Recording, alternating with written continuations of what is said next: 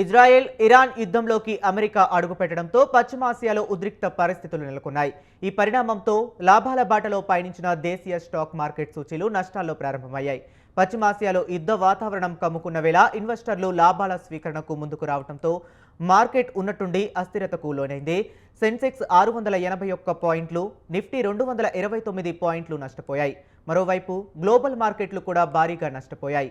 ఇక షేర్ల విషయానికి వస్తే Bharat electronics, Nestle India, Hindustan aeronautics, Adani power, oil and natural gas corporation, Hyundai motors, Adani energy solutions షేర్లు లాభాల్లో ట్రేడ్ అవుతున్నాయి.